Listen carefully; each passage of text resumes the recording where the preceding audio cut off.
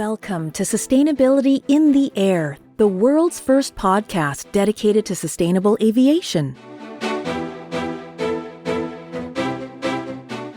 This show is brought to you by Simpliflying, which has been helping build trust in travel for over a decade. Through in-depth conversation with aviation leaders, sustainability in the air breaks through the current clutter and provides a clear roadmap for the future. It's about time we embarked on creating a net zero future for the industry, together. This season of the podcast is brought to you by Carbon Click, leaders in managing carbon offsetting programs for top global airlines. Without further ado, here is your host, Shashank Nigam, CEO of Simpliflying. Welcome to the latest episode with me, Shashank Nigam, and today I have ZeroAvia's CEO and founder, Val Miftakhov, with me.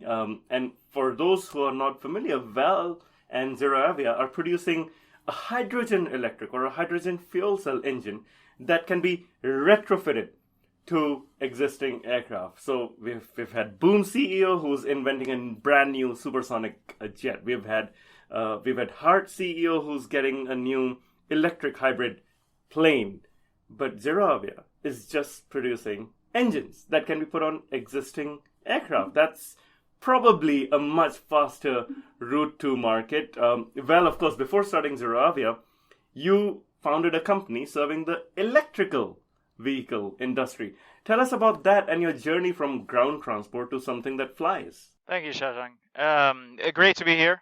Thanks for the invitation. Yes, indeed. My previous company is called Electric Motor Works, and we built what is now the world's largest network of smart charging stations for electric cars. So the idea was that we not only want to charge the cars, but we want to charge them to maximize the amount of renewable power that goes into those vehicles, because you remember in the early days, one of the detraction points for electric cars was, well, your car runs on coal, right? So we were able to actually show through our platform, the smart controls and everything, that no, it's not, right? So the energy does come from the cleanest possible source. And we had some very innovative partnerships, very innovative technology built around that. That company was acquired 5 years ago, and that's when I started ZeroAvia. And for ZeroAvia, basically, I wanted to stay in the sustainable transportation, zero emission transport. I'm a pilot myself for last almost 20 years. Helicopters, airplanes, a real passion for aviation. And I saw the trajectory where we're going with all the other industries getting cleaner and cleaner. You know, again, previous company in the EV space, Tesla took everybody sort of along there. And I saw the challenge in aviation, and this was 2017, right? So not everybody was talking about sustainability in aviation back then. Nobody was talking about hydrogen, pretty much, right? But I saw the opportunity, I saw the needs, and that's how I started the company. And from very early on, we looked at all the various technologies, how we're going to really make a dent and eliminate the climate impact of aviation, not just reduce it by 2-3%. But really eliminate it, and the only way to do it really is through hydrogen electric, and I'm sure we'll get into the details as we go. Wow, that's quite an inspiring journey, and it's good to know that you yourself are a pilot. You know, it's like Nike's founder, when he was presented with that shoe with air bubbles in it, he just went for a run in it, and he said, "This is it. This is what I need." So it really helps that you yourself fly. And hence aviation. The interesting thing is, you chose hydrogen electric as opposed to electric battery technology. Given your experience in vehicle charging and the transport side, why hydrogen electric as opposed to electric battery? Yeah, indeed. And on your previous point, not only I'm a pilot, but I also flew the first test flights for our engine, our aircraft. I'm no longer allowed to to test fly the latest and greatest of our systems. The company has matured a little bit, and we have qualified test pilots and everything. But the first test flights in California and some of the ones in the UK, yeah. Anyway, so to your question on the batteries versus everything else, yes, in fact, my previous company basically, ground transport, batteries are winning, of course, and the reason is they're good enough for those applications, especially personal use vehicles. Right? So personal use, and I'm on my third Tesla at the moment. My wife is on her second Chevy Bolt, and before that the Leaf, and before that I think we had the Toyota RAV4 EV, and before that I actually built my own electric car out of a BMW 3 Series. So lots of, for the last 12 or so years, the family is driving electric, okay? And batteries are sufficient, for that. So my Tesla has a 300-mile range. I use or let's say average American uses just 40 miles per day on average, right? And during pandemic, even less, of course, right? But outside of it, 40 miles a day. So 300 miles of range in your car means 7 days between charges, right? So you can charge on the weekend and you're good to go, right? So 1,000 cycles, which is a typical sort of duration of the battery life before it degrades, let's say 20%. 1,000 cycles takes you, 1,000 weeks, 20 years, or 300,000 miles. So that's the life of the personal vehicle, right? No problem there at all, right? So Tesla, any of the modern batteries can do it. Now you go to commercial aircraft, and the type of aircraft you see behind me, right? So this aircraft goes through 10 flights a day, easy, right? Sub 1 hour, in and out, turnover in 20 minutes, typical story for the regional carrier. That's 10 cycles a day, right? Because you're going to be utilizing full capacity of your battery, right? Because you're going to be constrained, so you're going to be going full capacity. So 10 cycles a day versus 1 cycle a week, that's 50 times. Or actually 70 times different, right? So what was 20 years becomes now less than half a year, and you need to replace the battery, right? And that's clearly not going to go. Even before you start, you talk about the weight of the battery, right? There is a problem with cycling and the replacement of all this material, and the cost of that, and the environmental cost of that as well, right? That's, these batteries are heavy. There's tons and tons of materials that you recycle through every 6 months, for example, right? That's a lot of logistics. That's a lot of downtime for the operators. That's a lot of recycling costs. So that's a big problem. And then you have the energy density problem. If you look at the commercial aircraft and the current best batteries that you have in Teslas are maybe 40 times less energy per kilogram than jet fuel. Hydrogen, on the other end, 3 times better than jet fuel. So you have 2 orders of magnitude, 100x difference to start with. So you have immediately an advantage of 100 times. And then you go from there, right? So that's a quite beneficial way to store energy. And then we use electrified powertrain, right? So electric motors, power electronics, all of that. But batteries are not the best supply of electricity for that. The best supply is hydrogen fuel cell with hydrogen as energy storage. I had definitely heard about the energy density and the weight of electric battery, but this is a very new perspective about how quickly the batteries need to be replaced based on cycles. And if an aircraft is performing multiple rotations per day, then that is something that needs to be accounted for, the life cycle of the battery itself. That's very, very interesting, and you're absolutely right. I actually had the co-founder of Universal Hydrogen educate us on the energy density of hydrogen, and the pink, green, gray, all the different shades, blue hydrogen. So you're definitely right in terms of the power it packs. Now, unlike, say, Heart Aerospace or Aviation or your partner Auto Aviation, you don't make your own aircraft as such, but rather your model seems to be to retrofit existing aircrafts like the Dornier 228. Tell us what led you to that decision to retrofit rather than create a new aircraft from scratch. So, and retrofit is just the beginning of our go-to-market, right? It's the fastest way to market because you have existing fleets. People go through the engines, they replace the engines. They have major maintenance events. So we have an opportunity to go in and replace the engines with a better thing. Over time, and we already have a number of conversations with the OEMs, and we are announced a number of partnerships with the OEMs already.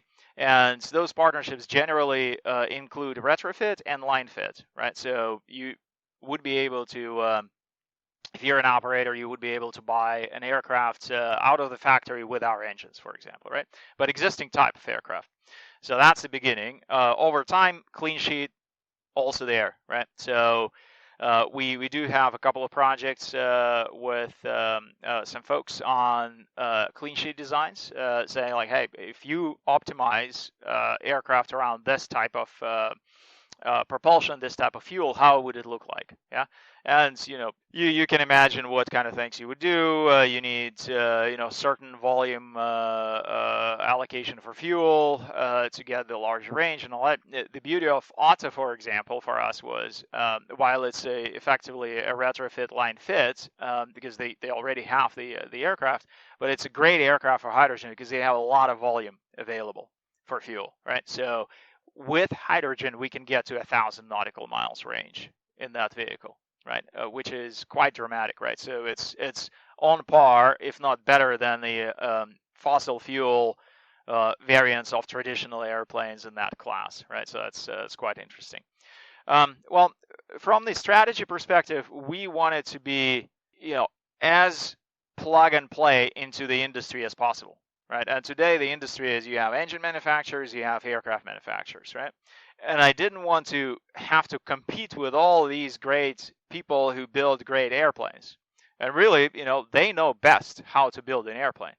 They have, decades of years of experience, and they're building ever more efficient aircraft. So I want to partner with those folks for market access rather than to compete with them. And try to build something that's, frankly, we're not as great positioned, right, relative to everybody else. Now, with propulsion, well, nobody has built a hydrogen electric propulsion before. Yeah, nobody knows how to do it. So this is the area where I need to focus. That's how I thought about it, right? That's where we need to focus. That's where we need to put all our attention. And nobody else, is going to do it for us, right? So aircraft manufacturing, aircraft design, there are plenty of people who know what they're doing. They also have relationships with their customers, so they can help us go to the customers and sell our engines to the customers. That is actually quite helpful. They can help with the engineering activities, right? So how to build those engines to aircraft. So this works out great, and I focus on the power plant. That's fantastic. I love the focus, right? It's noise versus signal, right? You take all the noise away, and the only thing you have left is this propulsion. That's what you're focusing on. And I also love the fact that you said, let's leave some things to the experts. They've done it for decades. Why compete against them? Now, I'm just curious now. So where do you stand in relation to someone like Universal Hydrogen, who's also working on hydrogen? But are you then competing on a propulsion, or are you working with them? Well, we're definitely not formally working with them. We're open to working with anybody, right? And I think they might have some interesting things on the storage side that we might be interested in. But we're not formally working with them. Our understanding of what they're doing is they're first and foremost the infrastructure play on on the hydrogen logistics side, how to get hydrogen to the airports and all that, and not so much on the propulsion side of things. So we see ourselves first and foremost a propulsion company. We do have the infrastructure play as well. Our infrastructure approach is different. We bring a good number of partners into that, like Shell, for example, and some of the large energy companies. And we're targeting distributed production of hydrogen at the airports from local renewable power or smart grid tap, for bringing in some of the concepts that I developed for electric cars, for instance, right? Again, the world's largest, best, smart charging network, smart charging platform. Applied to the cars, we're looking to apply similar concepts to hydrogen production as well, and it's very promising, actually, right? So that's how I would think about us. So we are predominantly propulsion with infrastructure play. They're predominantly infrastructure with a propulsion play.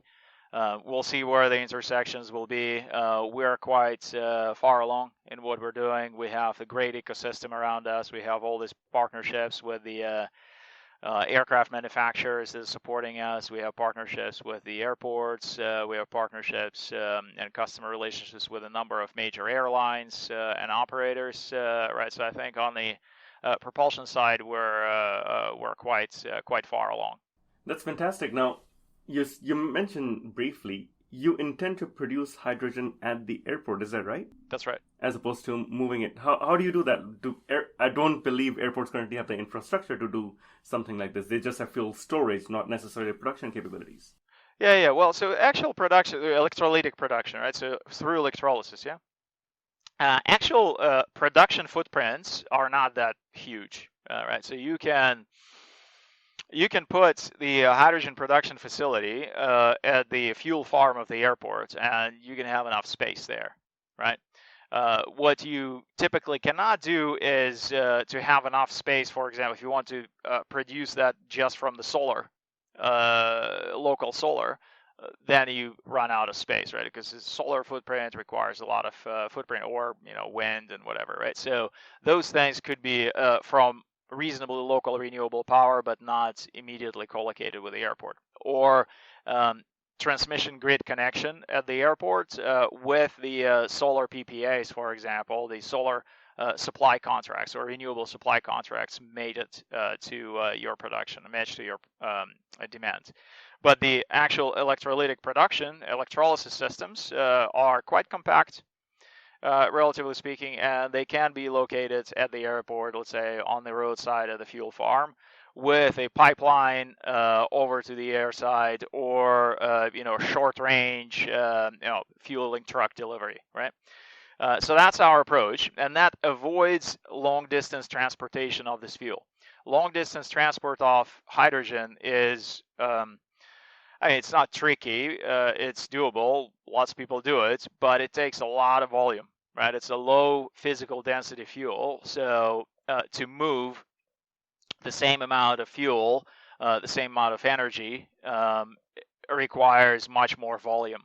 And then you can't just, it's the tanks in which you move the fuel also are add additional volume to it. You have to add additional protection around them, so you end up even more significant volume hit, right? So the logistics over roads is quite tricky. And if you think about the volumes that we are going to get in those locations, right? The aviation is a very energy hungry business, right? And we're targeting commercial aviation, right? So you get to large volumes very quickly. And there is not a lot of commercial locations, commercial airports that matter, really, right? So you're counting in the United States, you're counting in low hundreds, okay? And all that fuel gets delivered in those locations. So your scale on a per location is quite high, and that warrants the distributed production. So I agree with this distributed production approach, and I see where you're coming from, because yes, logistically it's hard to transport hydrogen over long distances. I'm trying to imagine this from an operational perspective. I'm guessing the aircraft will need to be refueled on both ends. When you take off, it needs fuel, and then when you land, it needs fueling up again, just like a normal one. And that means you will need this local hydrogen production sites in each of these origin and destination airports. Am I right? Yeah, in a lot of cases, yes. Right. So we have some airlines that do have a lot of the out and back from the base operation that we can cover as well, right? And that's one of the benefits of hydrogen being able to store more energy, right? So what you wouldn't be able to do in electric, for example, you can actually do with hydrogen, because you have longer range and you can go out and back let's say you have some base that serves several islands, for example, and actually there are situations like that in a number of places, in fact. So there you can have one location that serves all the fuel. But generally from A to B, let's say you go from San Francisco Bay Area to Los Angeles area, right? Let's say San Jose to Burbank, yeah? You would need A and B location. So you would need to do a some math, some modeling of the infrastructure economics in addition to the aircraft economics, and that's what we do with every single airline that we sign on, right? We actually look at their route network and we analyze it, and we see what kind of infrastructure footprint would be required in which locations. We build the rollout plan, and that's what we do, right? We build the economics around it. We show, hey, if you do this and you use these locations and you put this type of infrastructure, this kind of economics that you get, and we sign them on when we see the economics being, at or better seat mile cost than what they would have with carbon fuel. Right. No, that's very interesting. I love how you're working in partnership with the airlines, their route networks, how they should be optimizing it. Can you paint us a picture about what kind of airline will be using ZeroAvia's technology and on what kind of routes, let's say in 2030? Yeah. So 2030 is a good point, actually. When we will have at least 2, if not 3, types of vehicles out there, right? So the first one, sort of 3 years out, we're going to have in operation, commercial operation, this 10 to 20 seat segment, right? Park 23 sort of segment. Then 2027, let's say 5 years out, we're going to have the aircraft that you see behind me, 50, 70 seat in commercial use. And by 2030, we're hoping to get to regional jets. That's what we're working with Mitsubishi on, Mitsubishi Heavy Industries regional jet. So the typical carrier still is going to be regional aviation, right? So we're still going to be within sort of 700 miles plus reserves off range at that point on these vehicles. So it's a regional application, but all kinds of carriers. American has a regional carrier application. Alaska has regional, Horizon. Then United has a regional operator. So all the regional operators like that will be in it. Then we actually see a lot of demand and a lot of interest from new operators that are looking at smaller aircraft that with the better economics, they can actually make sense. And the zero emission allows them to get into zero emission, a lower noise, allows them to get to places where they were not able to get to before, perhaps, right? So there is an interesting potential for expansion of the market for small aircraft, small commercial aircraft service. It's a little bit dependent, as we just talked, it's a little bit dependent on the primary infrastructure development for the larger aircraft, right? But by 2030, we expect to have, in California, for example, at least 10, airport locations that are already equipped with the infrastructure, and that becomes much easier to serve the airports that are not equipped because you have coverage throughout, yeah? Right. I mean, that does make sense. So I'm thinking like a Horizon Air might use this for a Alaska milk run to begin with, or you might see somewhere in the Philippines, remote islands being connected through the aircraft, right? Where are you in terms of your test flight program? And of course, you recently had a non-fatal crash as well. What were some of the lessons you learned from that? Yeah, so no injuries. We had the off-airport landing, and really, you can read the AIB report on this, right? So the CAA or AIB published it in the UK, and basically there are some technical root causes and findings, but a lot of this is around how the emergency situation was created at the wrong point in the pattern, right? So the actual operation of the switches and everything, the shift from one power system to another was done at the wrong points in the pattern, and then after the situation occurred, the sequence of actions by the crew was not really not really optimal, right? So there are a lot of process learnings there that we have applied as a company, and we have established since then. We have established the segregated flight testing department from the engineering department, the proper sign-offs on the flight test programs. We built up the through Part 145 maintenance operation that covers anything that's done to the aircraft. We built up the design organization according to the aviation principles, and we had a number of visits and audits from the regulators around those things. So the company is in a definitely different state right now. And a lot of that was triggered by this process learnings from that. The technical reason itself was fixed within days, basically, right? But it shouldn't have resulted in the off-field landing as it did because of the process aspects. Right. That's heartening to know, because hydrogen and crash just brings to mind Hindenburg. And, in the public perception, there's hydrogen, Hindenburg, how can it fly?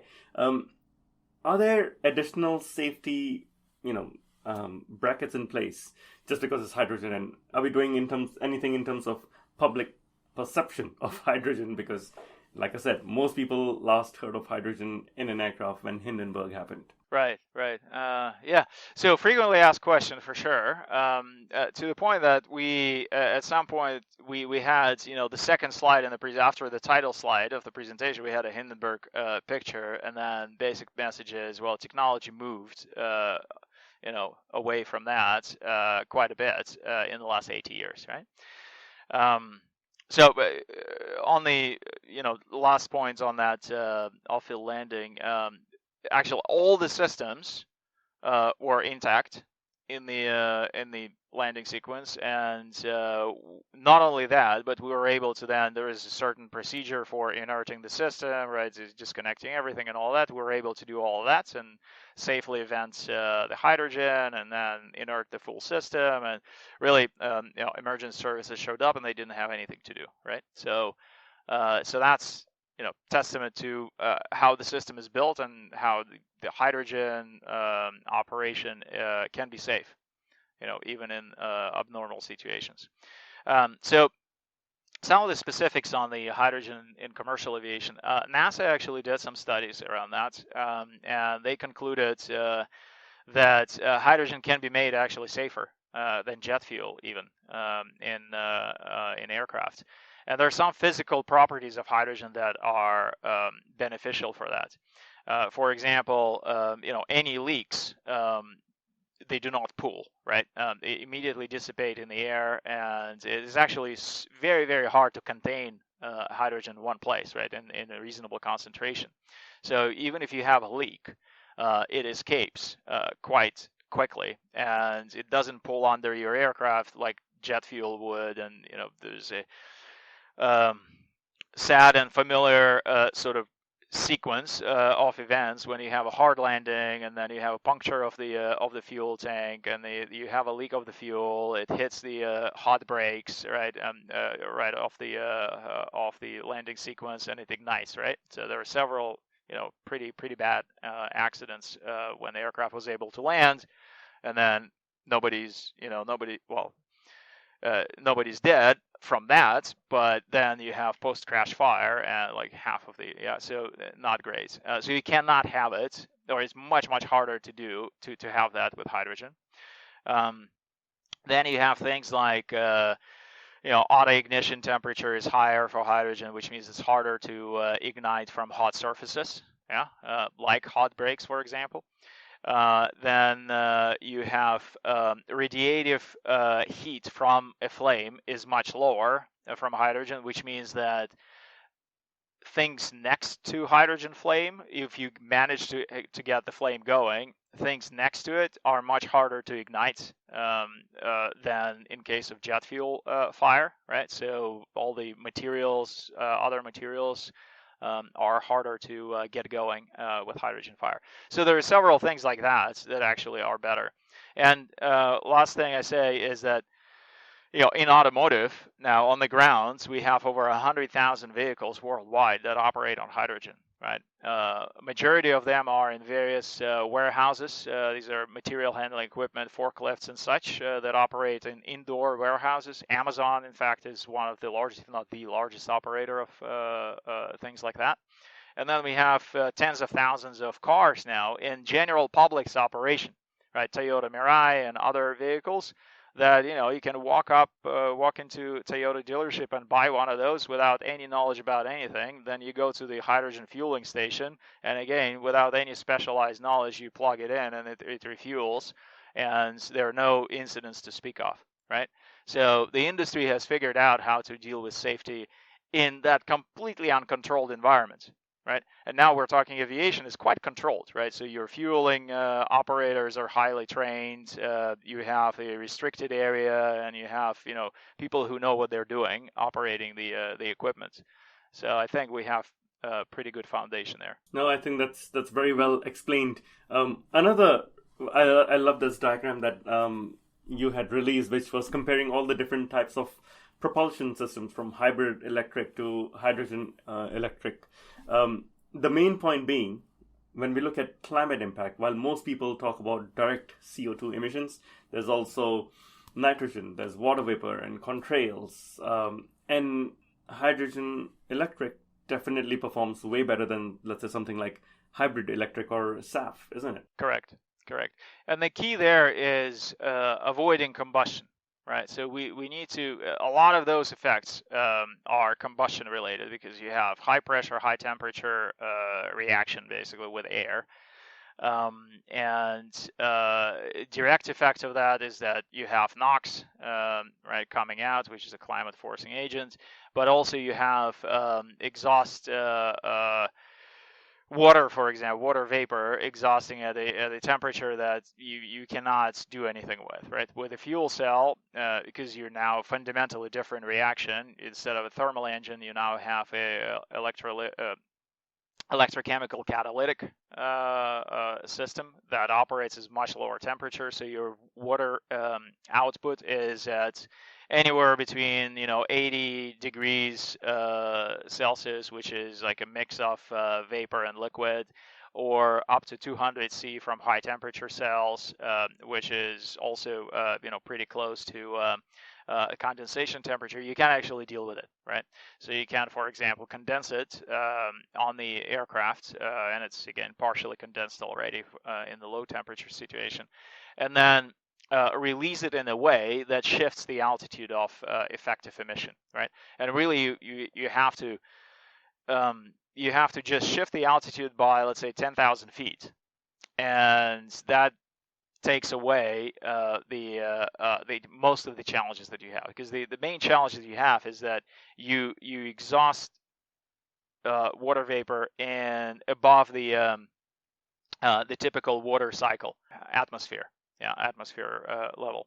Yeah, and it stays there, right? So if you manage to push it out in the standard sort of water cycle altitude, which you can do again by releasing it in a certain way, you can avoid majority of that impact, right? And that's only possible with non-thermal engine, non-combustion engine.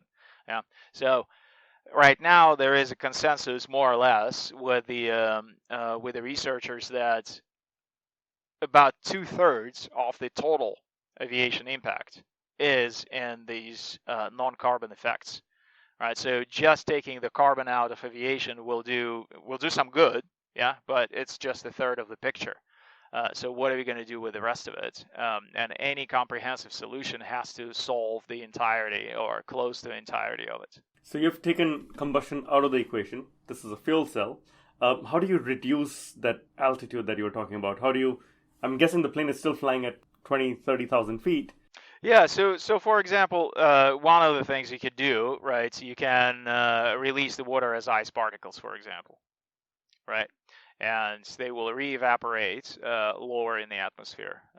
That's just one of the ways to manage it. Basically, the fundamental point is that you have much lower temperature of reaction that allows you to do things that you could not do when you're, combustion temperature over 1,000 C, and you just have to push it out. Even through the turbine, it's still pretty very hot.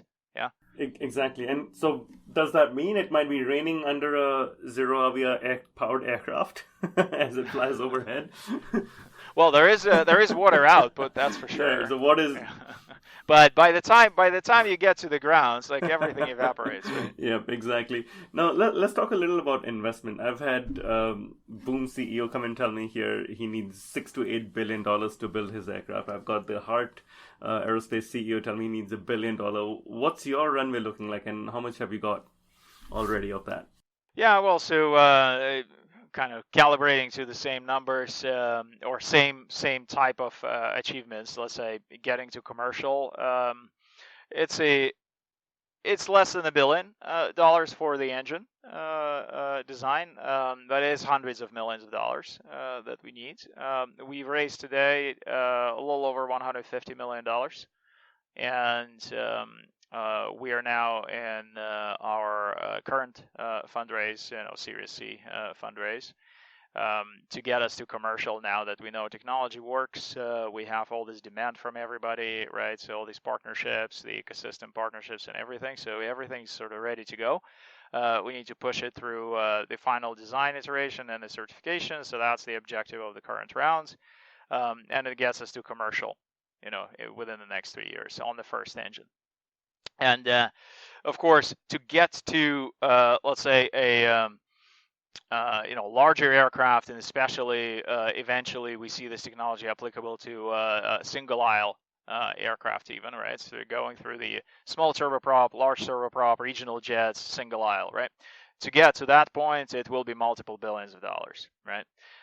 But we are taking it one step at a time, so that we get the validation of the technology and we get the commercial application and the revenue opportunities early on, so that we don't have to commit investors to billions and billions of burn before we can see any output, right?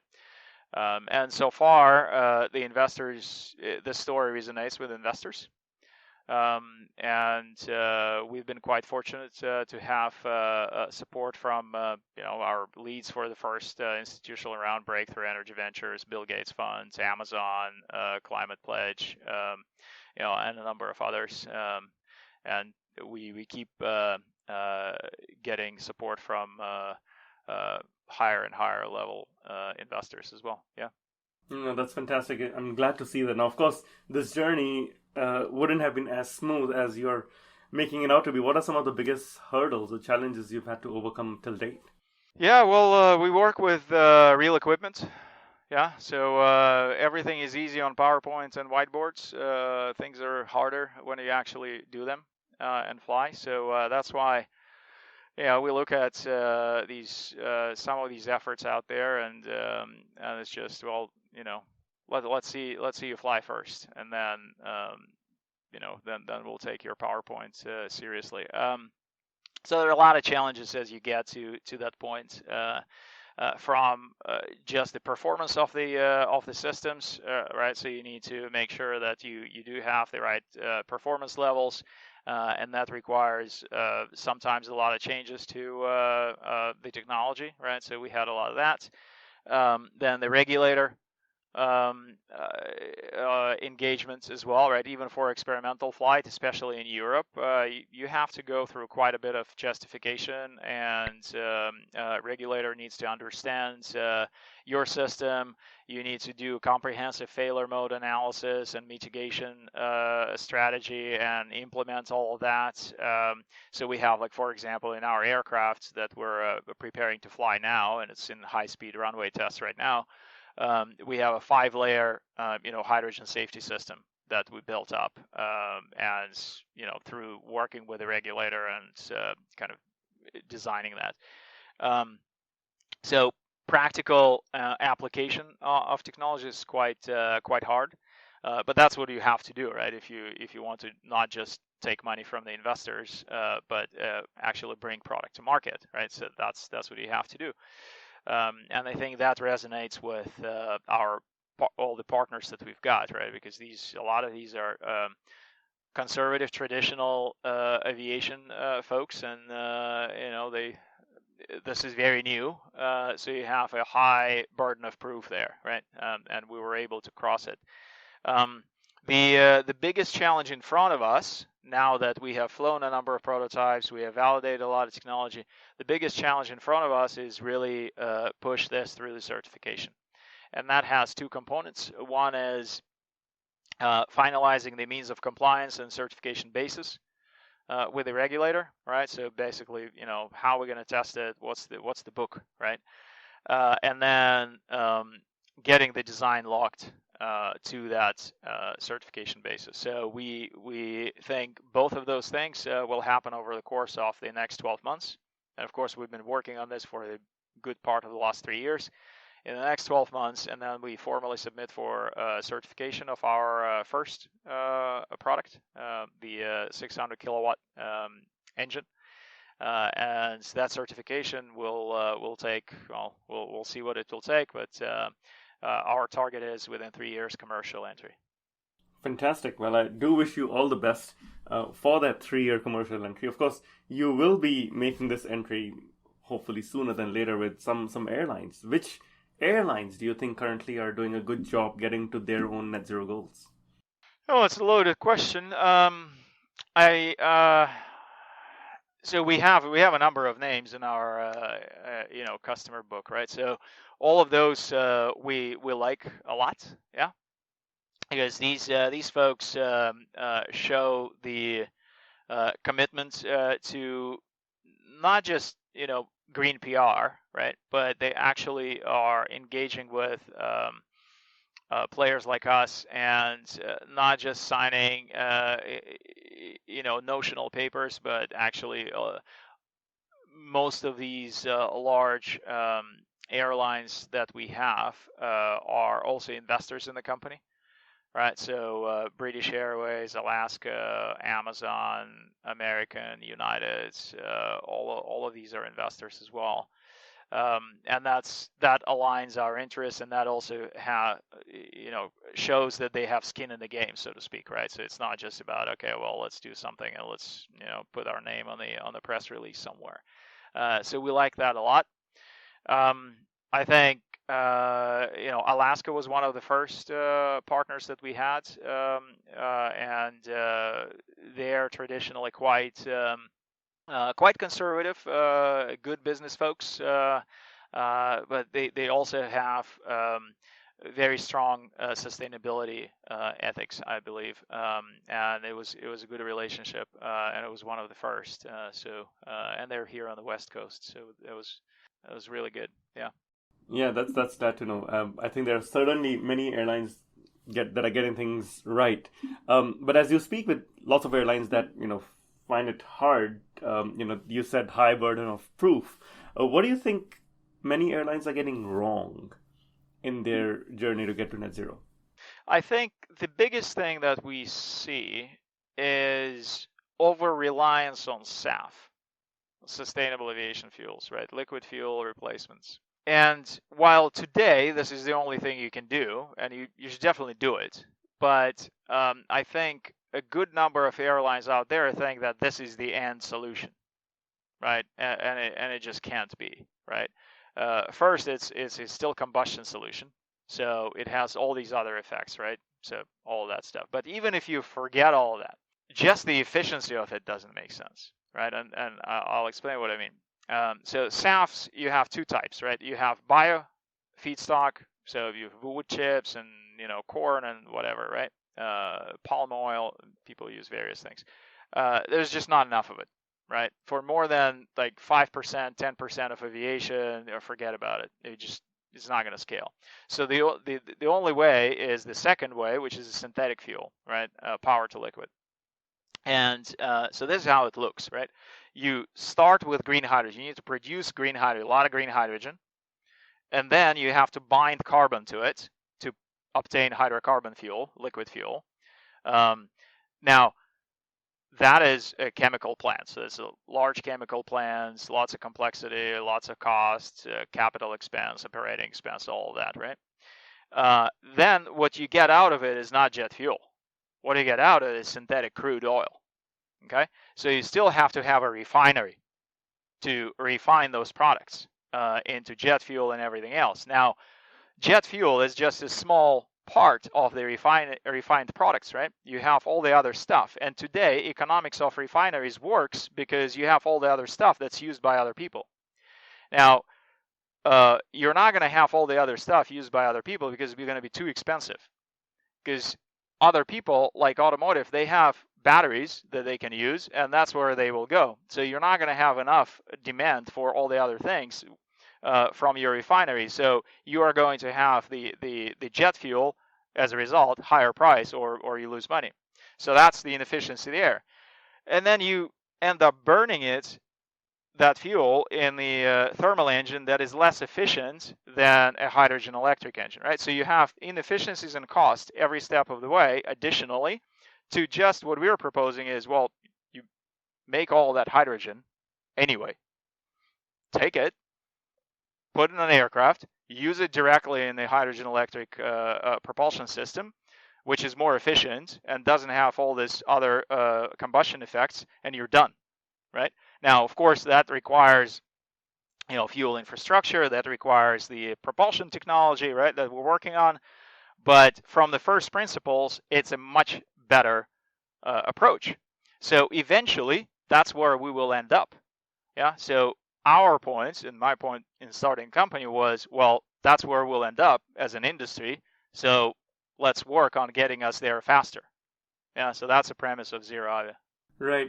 I think that does make sense. Now, the important thing that you've mentioned in the past is the inability of legacy industries like airlines or aviation to disrupt themselves. I think that explains why they are sticking to SAF, because very little change needed. You can do it right now. But based on your, car industry experience, how do we as an industry deal with this inertia to change, disrupting ourselves rather than waiting for something from outside to come and change us? I think airlines, so the concentric circles there, right? So the most resistant will be engine manufacturers, naturally speaking, right?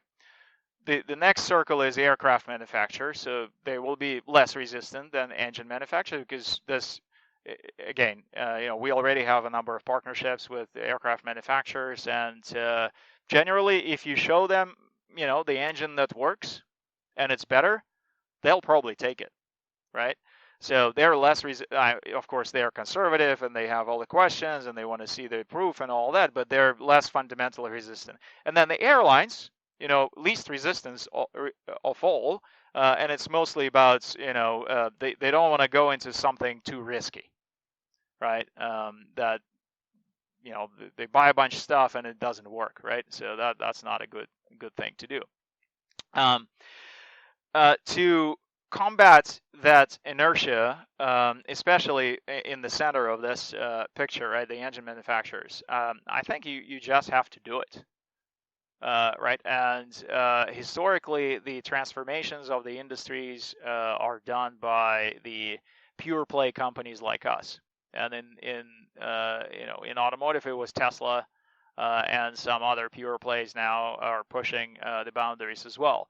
And the reasons, there are multiple reasons for that. One reason is, we don't have anything to lose, right? So this is 100% our focus, right? We don't have to protect legacy business. We don't have the Wall Street that's breathing down our neck on next quarter revenues in jet engines, right? So things like that. So we have a focus and mandates to go as fast as we can towards that direction.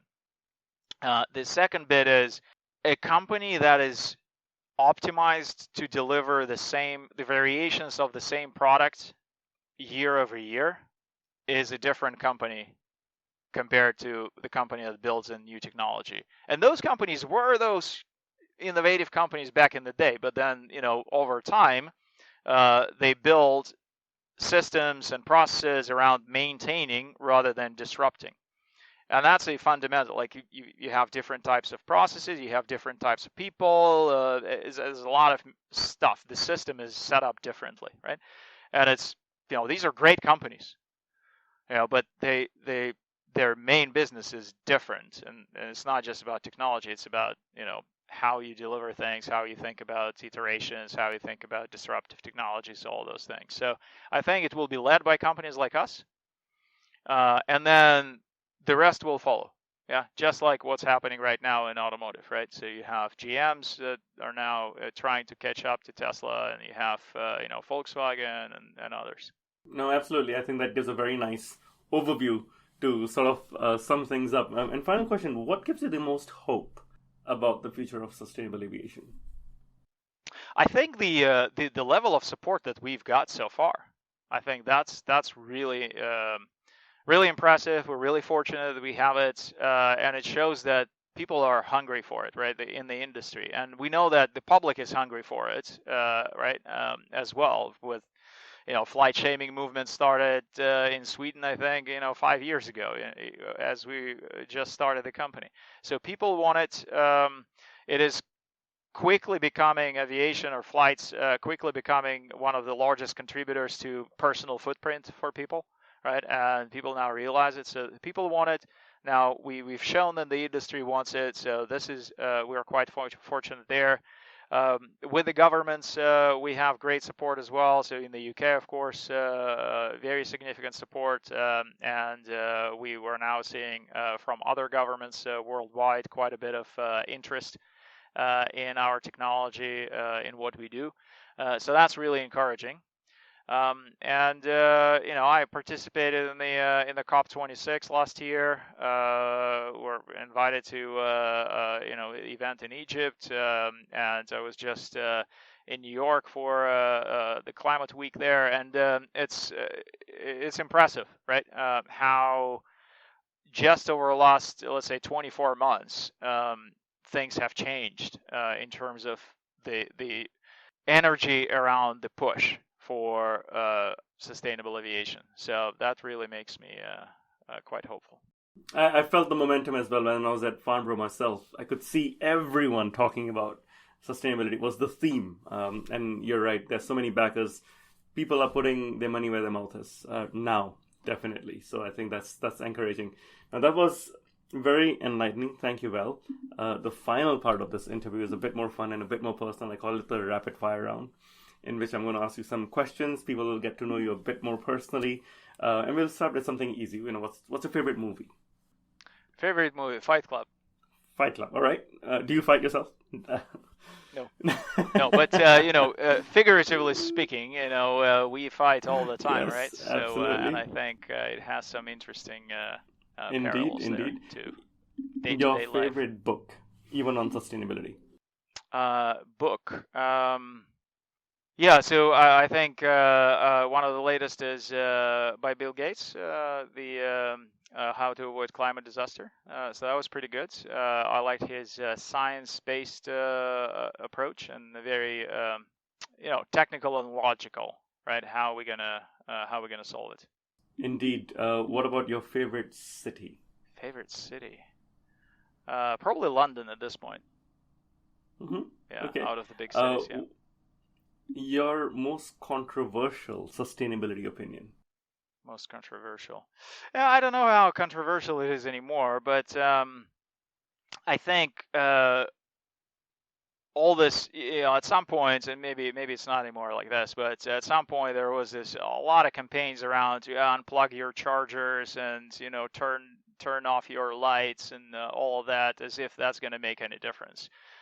So none of that stuff will make any difference, really, in the grand scheme of things, because especially now we have LED lighting and all that, right? So it's like in the energy footprint, if you look at your energy footprint, it's travel, other types of transportation, it's food, right? And then everything else is like super minor, right?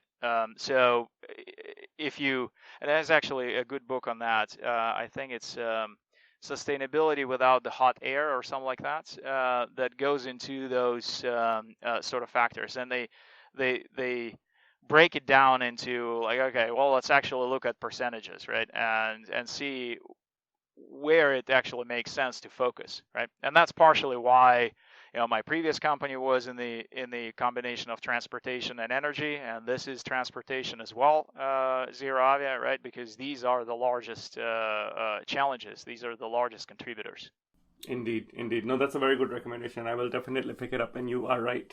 When we fly, that's especially long haul, that's a bulk of our carbon footprint. What is something that you still want to learn? Well, I'm learning how to swim long distances now. So I'm going for my first triathlon actually this coming Sunday. So in 2 days.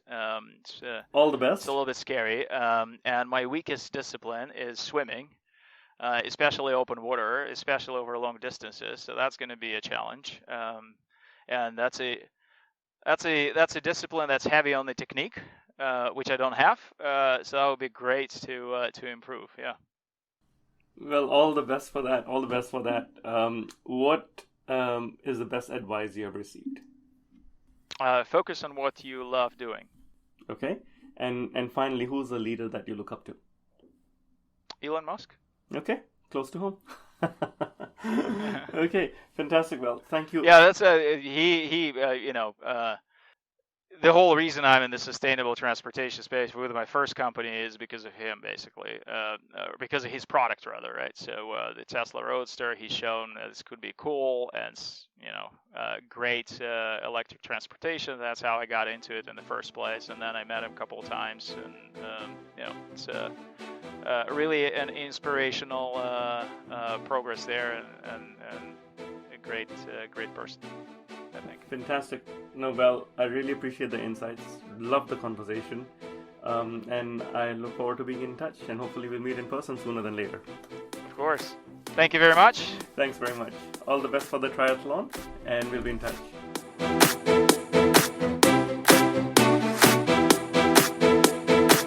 Thank you for listening to this episode of Sustainability in the Air, the world's first podcast dedicated to sustainable aviation. We hope you liked it and will share it with your network. Please also leave us a review.